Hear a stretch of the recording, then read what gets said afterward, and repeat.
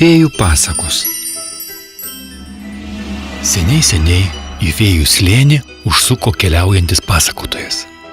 Jis su savimi turėjo stebuklingą lagaminą, kurį padovanojo fėjoms.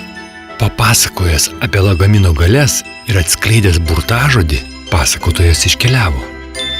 Nuo tada fėjos auklės savo mažylėms seka pasakas iš lagamino. Atėjus metui, viena iš auklių pranešė mažylėms, kad visi pakankamai paaugo ir laikas jiems klausytis pasakų. Tada jie atsinešė lagaminą, paragino visus susėsti rateliu ir ištarė burtažodį. Žodyje galia ir turtai. Juos ištarus vyksta burtai. Kaip kerėti, fėjos žino, kviečiam pasaką iš lagamino. Kiškio sapnas. Pievoje šalia upelio, išsikasęs urvelį ir atsiskyręs atokių nuo kiškių bendruomenės gyveno kiškis vardu Pilkis. Kodėl jis atsiskyrė ir ten apsigyveno, niekas nepamena. Aplink nei gyvos dvasios. Visi kiti kiškiai ir jo broliai gyvena kažkur šalia miško, o jo urvelis pievose, beveik vidury laukų. Jau daug kartų kalbino jį giminaičiai ir draugai kraustytis kitur, bet jis vis atsikalbinėja. Tai lietus lyja, tai per karšta, tai šalta, tai pusnys, tai balos. Vis nelaiku ir nepatogu. Pasklido kalbos, kad Pilkis didelis tinginys, net kraustytis tingi. Stebėjosi aplinkiniai ir suprasti negalėjo, kaip jam vienam gyventi nenuobodu. Net gąsdinti visi ėmė, kad lapė ir vilkas urvelį suras ir pagalbos neprisišauksi. O jei naktį einant į namo pelėdą užmatys, nei draugo, nei kaimyno šalia nėra. Nebus kur pasislėpti, bet kiškiui nei motais kitų pastabos. Jis tyli ir vis tiek kraustytis niekur neketina. Prie visų tų keistenybių, kurių įminti aplinkiniai negalėjo, Pilkis dar buvo tylenis. Bet visa šio kiškio keistumo paslaptis išaiškėjo per garbingo amžiaus sulaukusio giminaičio triušio Peterio gimtadienį. Susirinko tada visa Pilkio giminė ir tauškia, strakalioja, o Pilkis tik klausosi ir žiovoja. Tarsi jam nuobodu būtų. Priekaištavo giminaičiai, kad pastarasis bendrauti nenori, o kiškienė pradėjo porinti, kad nemandagu viešai abejingumą demonstruoti ir be perstojo žiovauti. Klausėsi kiškutis, klausėsi ir neiškentė. Staiga atsitempė kėdę į minios vidurį, atsistojo ant jos ir sušuko. Ar visi mane matot ir girdite? Nuščiuvo minia, tik galvomis palinksėjo ir tyli. Gerai, pasakė Pilkis ir pratęsė. Tiesą pasakius, nusibodo man jūsų priekaištai. Aš gal nesu labai išauklėtas, bet niekada nieko įžeidęs nesu. Atsakysiu šiandien į visus jums rūpimus klausimus ir tikiuosi mane paliksite ramybėje. Pirmiausia, atsiprašau, kad žiovu jūs šventėje, bet aš labai noriu miego, tad atleiskite man už mano mieguistą būseną. Tai tu todėl nori miego, kad keliauti tau teko ilgai, todėl pavargai. Rado vėl progą papriekaištauti giminaitis iš minios. Teisingai sakai, atsikraustytų šalia saviškių ir nereikėtų taip vargti, pridūrė vienas iš Pilkio brolių. Tiesa ta, kad aš kiekvieną dieną noriu numigti pietų miego. Atsakykite, ar tai būtų įmanomoje šioje triukšmingoje bendruomenėje, kada kas minutę į duris kaimynas beldžiasi paplepėti. O mažieji kiškučiai, jie taip krykščia kiemuose, kad plūsto sudėti neįmanoma. Tačiau pievose ramu, tik bitės dūzgia, net musės stengiuosi į namus neįleisti, kad vidury perpėtis nesugadintų sapno.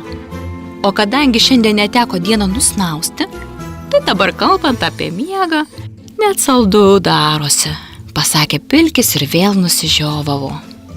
Tinginys jis, naują būstą statytis tingi ir teisinasi, kad triukšmas trukdo, šūktelėjo kažkas iš minios. Pavojaus nesupranta, kad nesaugu vienam atsiskyrusiam gyventi, kraipydama galvą dėstė kiškienė.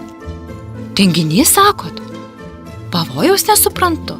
Na gerai, papasakosiu jums apie pavojus, pasakė Pilkis ir sekundėlį tarsi norėdamas kažką prisiminti, nutilo. Kiškims pavojus įprastas reikalas. Nieko naujo, manau, neišgirsime, riktelėjo iš minios vyriausias Pilkio brolis. Laiku prabilai, broluži. Tada nuo tavęs ir pradėsiu, pasakė Pilkis. Kadangi jis paminėjo brolį smalsuolių kiškių minė, iškart nutilo ir sukluso. O Pilkis pradėjo pasakoti. Vieną vakarą, paviešėjęs pas savo vyriausio brolį, atsisveikinau ir patraukiau namo. Vos paėjęs keletą metrų girdžiu, kad krūmuose kažkas krepšta. Kaip nujausdamas pavojų apsidairiau ir matau. Urvas apleistas, liuoktelėjau vidun ir pasislėpiau. Gaila urvelio negilaus būta. Tad klausausis ištempęs ir girdžiu prie urvelio lapės balsą. Na, Pilki, pakliuva į spastus. Man šis urvas seniai pažįstamas. Pati jį kaip spastus išrausiau. Toli nepabėgsi, pasakė lapė ir pradėjo lysti vidun. Visi kiškiai įsitempė, sukluso, o mažieji kiškučiai suglaudė ausis, net prie mamų prisiglaudė. Nužvelgė Pilkis minę ir toliau pasakoja. Matau, kad sprukti nėra kur, bet pasiduoti neketinau, todėl pradėjau kasti gilyn, tikėdamasis, kad lapė manęs nepasieks, o aš prisikasiu iki brolio ir ten rasiu išėjimą. Pavargęs taptelėjau ir girdžiu, lapė su vilku kalbasi. Oi, vilkeli, koks kvailas tas Pilkis, kelią iki savo brolio kasa. Palauksim truputį ir tada tuo pačiu urvu tiesiai į žvairių stubą pateksim. Kai aš prie jų priartėsiu, visa šeiminėlė pradės bėgti lauk, o tu palaukęs prie išėjimo visus sučiupsi. Grobiu pasidalinsim po lygiai, pasakė lapė, o vilkas pritarė.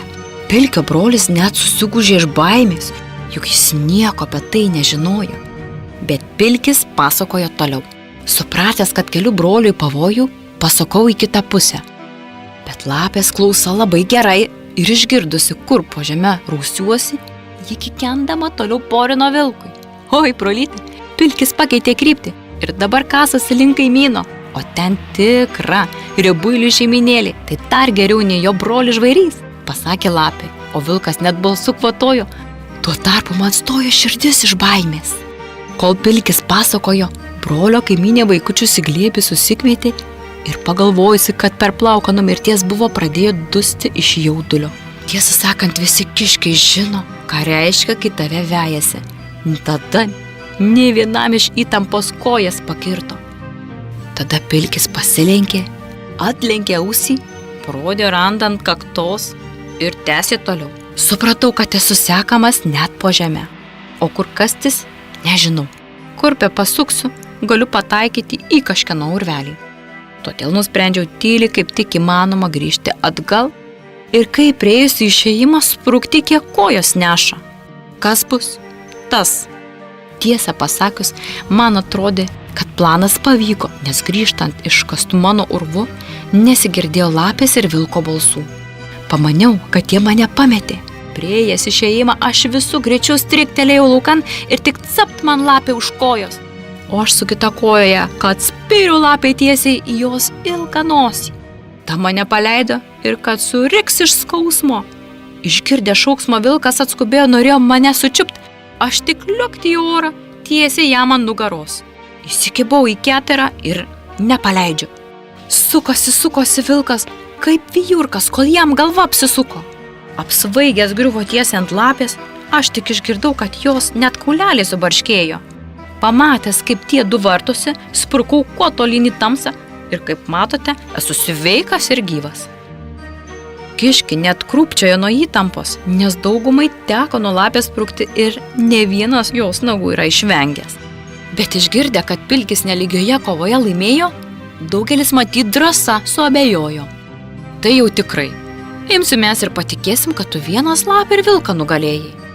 Ne, tik tinginys, bet dar ir melagis esi, papriekaištavo vyriausias Pilkio brolis.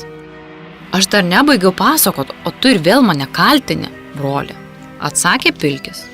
Nagi, meluok toliau, nusijuokė kiškienė. Pilkis nužvelgė visus ir pastebėjo, kad minia šurmuliuoja ir šaiposi iš jo pasakojimo. Žinoma, aš buvau išsigandęs, todėl smarkiai bėgdamas užkliuvau už medžio šaknies tiesiai prieš skardį ir nusiridinau žemyn. Nusiritęs į apačią taip smarkiai teškiausi į akmenį, kad prasiskėliau galvą ir iš skausmo pabudau. Ką reiškia pabudau? Staiga nutilo svečiai ir sužiuro į Pilkį. Tai reiškia, mėly giminaičiai, kad visa tai buvo tik sapnas. Bet jis man davė suprast, kad taip gali nutikti iš tikro. Todėl po to aš visus metus dirbau, išsikasiau gilų urvą, kuris vos ne tik iki jūsų kaimo veda. Ir dar 10 atsarginių išėjimų. Dabar aš miegu ramiai ir jokia lapė manęs nepasieks, nes turiu pačius saugiausius namus bei kelią iki jūsų. Ir jei koks pavojus, tai visada rasiu, kur pabėgti, pasakė Pilkis. Dėdė Pilkis netinginys ir nemelagis, jis tik miegalius. Staiga minioje pasigirdo mylimiausio Pilkio sūnėno balselis. Teisingai, mano mažas draugė, aš labai myliu ramybę ir esu tikras miegalius. Todėl atleiskite, jei kas buvo ne taip. Keliausiu aš namo, kol nesutemo ir su malonumu griūsiu į savo alpatalus, pasakė Pilkis. Nulipo nuo kėdės ir mandagiai atsisveikinęs patraukė namo. Po šios šventės daugiau niekas niekada ir nieko Pilkiui nepriekaištavo. O mažieji kiškučiai visada prašydavo papasakoti, kągi jis naujo susapnavo. Ko jau ko, bet apie patirtus nuotykius sapnuose Pilkiui istorijų netrūko.